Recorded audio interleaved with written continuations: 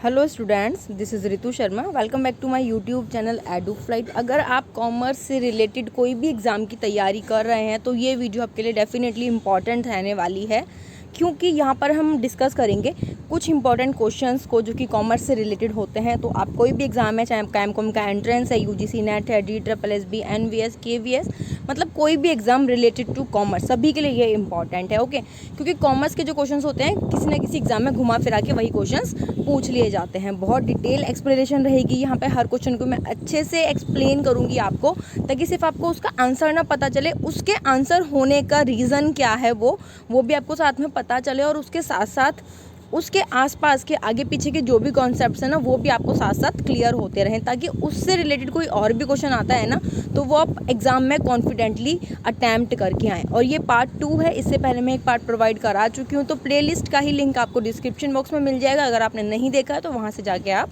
देख सकते हो, सारी वीडियोज़ को एक्सेस कर सकते हो। इसी के साथ साथ एक और प्लेलिस्ट है यहाँ पे DSSB करके मेरे चैनल पे ही, अब वो भी देख सकते हो। वहाँ पे भी मैं आपको कॉमर्स के ही क्वेश्चंस को सॉल्व कराती हूँ। तो अगर आपने मेरे चैनल को अभी तक सब्सक्राइब नहीं किया तो प्लीज़ सब्सक्राइब कर लो और बेल आइकन को प्रेस कर लो। एज़ यू नो कितनी इंपॉर्टेंट सीरीज़ है ये, तो मेरी कोई भी वीडियो आती है ना उसकी नोटिफिकेशन आपको सबसे पहले मिल जाएगी। और इस वीडियो को ज़्यादा से ज़्यादा अपने फ्रेंड्स के साथ शेयर भी करना है। ओके, तो फटाफट से शुरू करते हैं। आज का जो फर्स्ट क्वेश्चन है ये क्या है, Which of the following changes would not shift the demand curve for a good or services? मतलब इनमें से कौन सा डिमांड कर्व को शिफ्ट नहीं करता। ऑप्शंस क्या क्या है हमारे पास, a change in the price of the goods और services, a change in the price of the related goods और services, a change in income, a change in expectation about the future price of the goods and services. तो फटाफट से आपको यहाँ पे right option choose करना है अपनी तरफ से और फिर आंसर को मैच करना है। ओके, तो देखो, जो आपकी डिमांड होती है ना वो हमेशा सिर्फ प्राइस की वजह से ही चेंज नहीं होती कि प्राइस बढ़ेगा तो डिमांड कम हो जाएगी और प्राइस कम होगा तो डिमांड बढ़ जाएगी, और भी काफ़ी सारे फैक्टर्स होते हैं। तो उसी के अकॉर्डिंग जो आपका डिमांड कर्व होता है ना उसमें चेंजेस भी दो तरीके के होते हैं। एक होता है आपका movement in the demand curve और एक होता है आपका शिफ्ट होता है डिमांड कर्व के अंदर। ठीक है, तो जो मूवमेंट होता है ना वो किसकी वजह से होता है, चेंज इन प्राइस की वजह से होता है। अगर हम सारे फैक्टर्स को कॉन्स्टेंट मान लें तो प्राइस की वजह से जो चेंज होता है उसको हम बोलते हैं movement in the demand curve.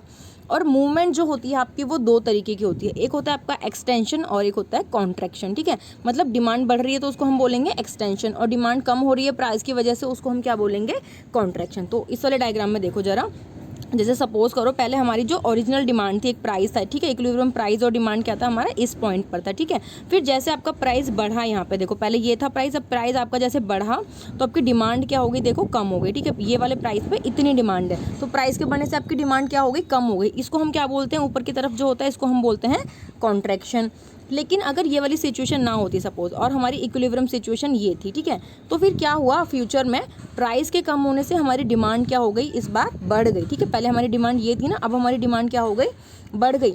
तो जब प्राइस के कम होने से डिमांड बढ़ती है तो इसको हम क्या बोलते हैं, एक्सटेंशन बोलते हैं। ठीक है, तो देखो डिमांड कब आपका शिफ्ट नहीं हुआ, एक ही डिमांड कब में ऊपर और नीचे आपकी प्राइस की और क्वांटिटी की जो इक्विलिब्रियम पॉइंट है वो मूव कर रहा है। ठीक है, तो इसको हम बोलते हैं कॉन्ट्रैक्शन और एक्सटेंशन। तो आई होप अब आपको ये अच्छे से क्लियर हो गया होगा, जब प्राइस की वजह से डिमांड बढ़ रही है तो उसको एक्सटेंशन और कम हो रही है तो उसको कॉन्ट्रैक्शन, जो कि ऊपर की तरफ होता है। ठीक है, तो ये हो गया movement in the demand curve. अब बात करते हैं शिफ्ट की। तो जो शिफ्ट होता है ना उसमें आपका डिमांड कर्व लेफ्ट या राइट में शिफ्ट हो जाता है। ओके, लेकिन ये जो होता है ना फैक्टर्स, ये प्राइस की वजह से नहीं होता चेंजेस, ये अदर फैक्टर्स की वजह से होता है। जैसे कंज्यूमर की इनकम में चेंज आ गया, या कोई सब्स्टिट्यूट गुड्स है या कॉम्प्लीमेंट्री गुड्स है उनके प्राइस में अगर कोई चेंज आ जाता है, उसकी वजह से आपकी जो मेन प्रोडक्ट है उस पर कोई इम्पैक्ट पड़ रहा है ना। जैसे अगर टी के प्राइस बढ़ जाते हैं सपोज, तो कंज्यूमर शिफ्ट कर जाएंगे कॉफ़ी की तरफ। ठीक है, तो प्राइस में चेंज नहीं हुआ कॉफ़ी के, क्योंकि टी का जो प्राइस है वो बढ़ गया है ना, इसलिए कॉफ़ी की डिमांड क्या हो गई, बढ़ गई है ना।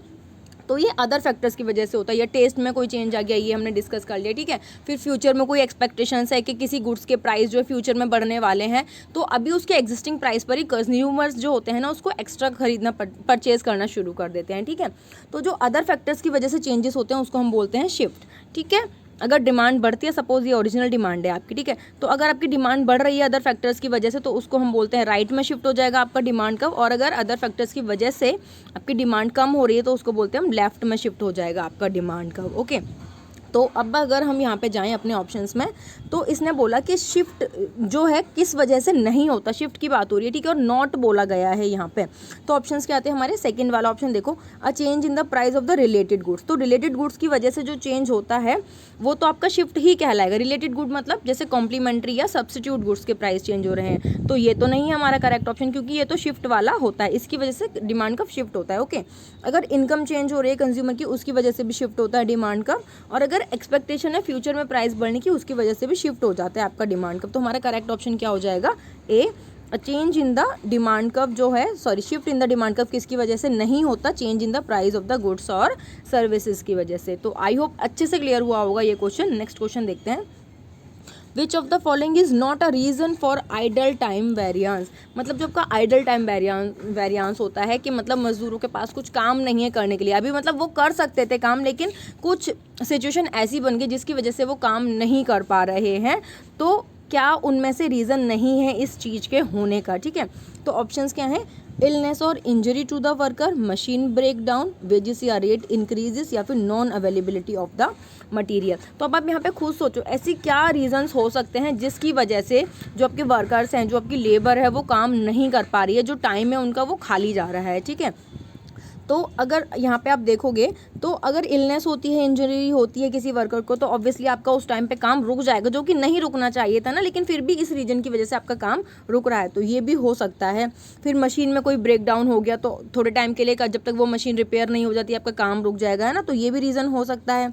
फिर अगर हम फोर्थ वाले ऑप्शन की बात करें, non availability of the material, material available नहीं है, ठीक है, तो आपकी लेबर क्या रहेगी, खाली बैठी रहेगी उस टाइम पे, तो ये भी ऑप्शन इसका राइट आंसर हो सकता है कि रीज़न हो सकता है, ठीक है। लेकिन इसने पूछा नॉट रीज़न, तो यहाँ पे अगर आप देखोगे वेज रेट इंक्रीज, तो वेज रेट इंक्रीज होने की वजह से आपका आइडल टाइम वेरिएंस नहीं होता, ये चीज़ ध्यान रखना, ठीक है। यहाँ पे लिखा भी मैंने, आइडल टाइम क्या होता है पढ़ लेना, कि labours do not engage in the production activity, so if there is any abnormal idle time it will be increase the cost of production, ठीक है। जिस टाइम पे आपकी लेबर काम कर सकती थी वो नहीं कर पा रही है किसी रीज़न की वजह से, तब भी आपको उनको तो पे करना ही पड़ेगा ना, तो आपकी कॉस्ट ऑफ प्रोडक्शन क्या हो जाएगी, इंक्रीज हो जाएगी, ठीक है। या फिर आपका जो डिलीवरी करनी है किसी गुड्स की या सप्लाई करनी है वो क्या हो जाएगा, डिले हो जाएगा, तो उसकी कॉस्ट आपको बेयर करनी पड़ेगी। जनरली जो आपका आइडल टाइम होता है वो किस वजह से होता है, मशीन फेलियर हो गया, कोई मशीन ख़राब हो गई, इंडस्ट्रियल डिस्प्यूट हो गया है ना, स्ट्राइक वगैरह हो जाती है, तो इन वजह से होता है, ठीक है। यहाँ पे नीचे फॉर्मूला दिया हुआ है आपको, direct labour idle time variance का क्या है, number of idle hours into में स्टैंडर्ड लेबर रेट, ठीक है। तो ये थर्ड ऑप्शन हमारा इसका करेक्ट आंसर हो गया। ओके, नेक्स्ट क्वेश्चन देखते हैं, which of the following event would cause both the equilibrium price and equilibrium quantity of the potatoes assumed as an inferior good to increase. मतलब ये क्या बोल रहा है कि ये जो नीचे ऑप्शन दिए हुए हैं इनमें से ऐसा कौन सा कारण होगा जिसकी वजह से किसी गुड्स के इक्विलिब्रियम प्राइस और इक्विलिब्रियम क्वांटिटी दोनों ही क्या हो जाएं, इंक्रीज हो जाएं, और हमें ये मान के चलना है कि जिस गुड्स की यहाँ पे बात की जा रही है, जिस गुड की, वो कैसी गुड है, इन्फीरियर गुड है। ओके, तो जब तक आपको इन्फीरियर गुड का कॉन्सेप्ट नहीं पता होगा, आई डोंट थिंक कि आप इसका आंसर कर पाओगे। पहले ऑप्शंस देख लेते हैं। ऑप्शंस है हमारे पास कि ऐसा होगा, a decrease in the supply of the potato, कि सप्लाई में कमी आ जाएगी तो उससे प्राइस भी बढ़ जाएगा और डिमांड भी बढ़ जाएगी पोटैटो की, और यहाँ पे बात हो रही है इन्फीरियर गुड्स की, ठीक है, ये चीज़ ध्यान रखना। A decrease in the income of the potatoes consumer, an increase in the income of the potatoes of the consumer, या फिर an increase in the supply of the potatoes. अब हमें यहाँ पे राइट ऑप्शन बताने हैं, ठीक है। तो पहले तो हमें इन्फीरियर गुड्स का ही पता होना चाहिए ये होता क्या है। तो इन्फीरियर गुड्स वो गुड्स होते हैं जिनका इनकम इफेक्ट क्या होता है, नेगेटिव होता है। इसका मतलब क्या होता है कि जब कंज्यूमर की रियल इनकम इंक्रीज होती है तो इन गुड्स की डिमांड क्या हो जाएगी, डिक्रीज हो जाएगी, ठीक है। मतलब नेगेटिव इफेक्ट का मतलब क्या है, रियल इनकम इंक्रीज हो रही है कंज्यूमर की, तो इन गुड्स की डिमांड डिक्रीज हो जाएगी इन्फीरियर गुड्स के केस में, ठीक है। नॉर्मल गुड्स की बात नहीं हो रही है, ये इन्फीरियर गुड्स की बात हो रही है। और जब इनकम उसकी डिक्रीज होगी, रियल इनकम डिक्रीज होगी जब, तो उसकी डिमांड क्या हो जाएगी, इन्फीरियर गुड्स की बढ़ जाएगी। रियल इनकम का मतलब क्या है यहाँ पे, ये चीज़ और समझ लो। जैसे कि सपोज कोई गुड है, ठीक है, वो पहले 10 रुपये की आती थी लेकिन अब वो 8 रुपये की आने लगी है, तो रियल इनकम क्या हो रही है, बढ़ रही है ना वहाँ पे कंज्यूमर की। पहले जिस पे उसको 10 रुपये स्पेंड करने पड़ रहे थे, तो अब उसको क्या करना पड़ रहा है, उस पर 8 रुपये स्पेंड करने पड़ रहे, तो उतनी ही इनकम में, जो उसकी पहले इनकम थी उतनी ही इनकम में अब वो ज़्यादा चीज़ों को परचेज कर सकता है। उसको बोलते हैं रियल इनकम को बढ़ना या कम होना, ठीक है। तो ये आपको पता चल गया कि इन्फीरियर गुड्स के केस में जो इनकम इफेक्ट होता है वो हमारा नेगेटिव होता है। इसका मतलब अगर इनकम बढ़ेगी तो इन्फीरियर गुड्स को जो कंज्यूमर है वो परचेज करना कम कर देगा, ठीक है। ये क्योंकि वो गुड्स होती हैं जो इंसान नहीं खरीदना चाहता, लेकिन उसके पास उतना पैसा नहीं है कि उसको वही गुड्स खरीदनी पड़ रही हैं, ठीक है। वो नॉर्मल गुड्स नहीं खरीद सकता उस टाइम पे, और अगर उसकी इनकम डिक्रीज हो रही है तो वो इन गुड्स की तरफ शिफ्ट कर जाएगा, मतलब इनको ज़्यादा परचेज करने लगेगा, ठीक है।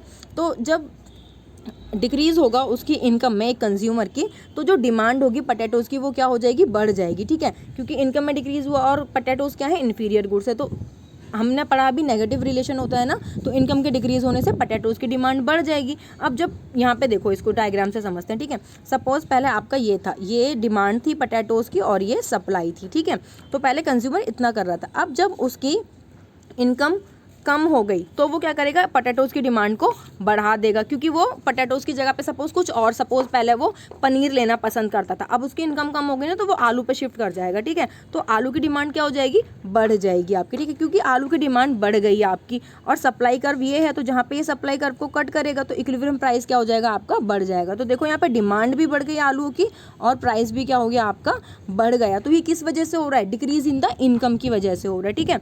तो हमारा करेक्ट ऑप्शन हो गया decrease in the income of the potatoes. Consumer जो है इंक्रीज कर देगा इक्विलिब्रियम प्राइस को भी और इक्विलिब्रियम क्वांटिटीज़ को भी। किस केस में, जब हम पटेटोज को ये अज्यूम करके चल रहे हैं कि वो इन्फीरियर गुड्स हैं, ओके। तो आई होप आपको कोई कन्फ्यूजन नहीं रही होगी इस क्वेश्चन में। Next question is which one of the following statement is not true, इनमें से कौन सी स्टेटमेंट ट्रू नहीं है। Options are decision making is a part of planning function, strategy and plan are one of the same thing, strategy management leads toward achieving long term goals, या फिर strategic focus on gaining competitive advantage. तो फटाफट से इसका answer बताओ और फिर यहाँ से मैच करो, ओके। तो देखो यहाँ पे जो डिसीजन मेकिंग होता है ना वो पार्ट होता है एक्चुअल में प्लानिंग फंक्शन का, तो ये ऑप्शन तो ट्रू है, ये यहाँ पे इसने पूछा है नॉट ट्रू, ठीक है। Next is strategy and plan are one and the same thing, इसको भी देखते हैं। इसने बोला strategic management leads toward achieving the long term goals, तो ये भी होता है। स्ट्रेटेजी हम क्यों बनाते हैं, ताकि हम लॉन्ग टर्म गोल्स को अचीव कर सकें, उनको अचीव करने के लिए तो स्ट्रेटेजीज बनाई जाती हैं। Next is strategy focus on the gaining competitive advance, तो ये स्टेटमेंट भी आपकी करेक्ट है, क्योंकि हम मार्केट में कॉम्पिटिटिव एडवांटेजेस जो है ना उनको ग्रैब करने के लिए ही स्ट्रेटेजीज बनाते हैं कि हमें अपने कॉम्पिटिटर से आगे रहना है, उस अपॉर्चुनिटी को हमारे कॉम्पिटिटर से पहले ही उसको ग्रैब कर लेना है, ठीक है। तो अब देखो ये तीनों स्टेटमेंट तो ट्रू है, इसका मतलब नॉट ट्रू कौन सी हुई, सेकंड वाली हो गई, क्योंकि स्ट्रेटेजी और प्लान सेम थिंग नहीं होते। इसको यहाँ पे देखो, पहले तो डिसीजन मेकिंग वाला देखो कि जो प्लानिंग होती है थिंकिंग ऑफ डूइंग, मतलब जो आप काम करो उससे पहले सोचना, और जो डिसीजन मेकिंग होता है ना वो प्लानिंग का ही एक पार्ट होता है, ठीक है। प्लानिंग क्या है, आप प्लान कर रहे हो कि आपको अपने गोल्स को कैसे अचीव करना है, लेकिन जब हमारे पास इतने सारे अल्टरनेटिव अवेलेबल होते हैं ना, तो उसमें से बेस्ट अल्टरनेटिव कौन सा है उसको चूज़ करना क्या होता है, डिसीजन मेकिंग होता है, ठीक है। अब बात करते हैं स्ट्रेटेजी और प्लान की। तो स्ट्रेटेजी जो होती है आइडेंटिफाई करती है what you need to do meet one or more business objective, मतलब जो आपने बिजनेस ऑब्जेक्टिव सेट करा है उसको फुलफ़िल करने के लिए आपकी क्या स्ट्रेटजी होनी चाहिए। और जो प्लान है ना वो ये एक्सप्लेन करता है कि उस जो स्ट्रेटजी आप सोच रहे हो उसको आप एग्जीक्यूट कैसे करोगे। प्लान वाले ऑप्शन में बेसिकली क्या होता है कि आप स्टेप्स डिसाइड करते हो कि ये जो स्ट्रेटजी है इस गोल को फुलफ़िल करने के लिए, तो उसके लिए क्या क्या स्टेप्स हमें उठाने पड़ेंगे कि वो गोल हमारा अचीव हो जाए। तो आई होप ये क्वेश्चन भी क्लियर हो गया होगा। और हमारा राइट ऑप्शन क्या हो गया, strategy and plan are one and the same thing, ये ट्रू नहीं है, ये दोनों अलग अलग चीज़ें होती हैं, ठीक है। Next question is calculate the prime cost of the following information. Calculate करनी है आपको प्राइम कॉस्ट, और क्या क्या हमें इन्फॉर्मेशन अवेलेबल है यहाँ पे। Direct material purchase 1 lakh, direct material consume 90,000, direct labour 60,000, और फिर यहाँ पे डायरेक्ट एक्सपेंस दिए हुए हैं हमें 20,000 के, और मैन्युफैक्चरिंग ओवरहेड दिए हुए हैं हमें 30,000 के। अब आपको बताना है यहाँ पे आपकी प्राइम कॉस्ट कितनी आएगी। तो सबसे पहले आपको पता होना चाहिए कि प्राइम कॉस्ट होती क्या है, तभी हम इसका आंसर दे पाएंगे, राइट। तो जो प्राइम कॉस्ट होती है ना आपकी, जितनी भी डायरेक्ट कॉस्ट होती है उसको बोलते हैं हम प्राइम कॉस्ट। तो यहाँ पे ये प्राइम कॉस्ट का फॉर्मूला क्या हो गया आपका, डायरेक्ट मटेरियल कॉस्ट या फिर डायरेक्ट लेबर कॉस्ट और प्लस में डायरेक्ट एक्सपेंस या फिर डायरेक्ट आपका कोई भी एक्सपेंस होता है उन सबको हम यहाँ पे इंक्लूड कर देते हैं, ठीक है। तो अब इस फॉर्मूले के अकॉर्डिंग आपको इसका आंसर बताना है, और मैं अभी इसका आंसर नहीं बता रही हूँ, इसका आंसर आप मुझे कमेंट बॉक्स में बताएंगे, फिर हम नेक्स्ट क्लास में इसका आंसर देख लेंगे, ठीक है। तो आप फटाफट से ये फॉर्मूला देखो और इसका आंसर कैलकुलेट करो क्या होगा, फिर देखते हैं कि आपका आंसर सही आता है या नहीं आता। ओके, तो ये था आज का डिस्कशन। आई होप जितने भी क्वेश्चन हमने यहाँ पे डिस्कस किए हैं आपको अच्छे से क्लियर हुए होंगे, कोई डाउट नहीं रहा होगा। स्टिल आपके मन में अभी कोई भी डाउट है ना, तो आप मुझे कमेंट बॉक्स में पूछ सकते हैं। बाकी के क्वेश्चन हम लोग नेक्स्ट क्लास में करेंगे। So don't forget to subscribe and press the bell icon. मिलते हैं नेक्स्ट वीडियो में, तब तक के लिए take care, bye bye, all the best.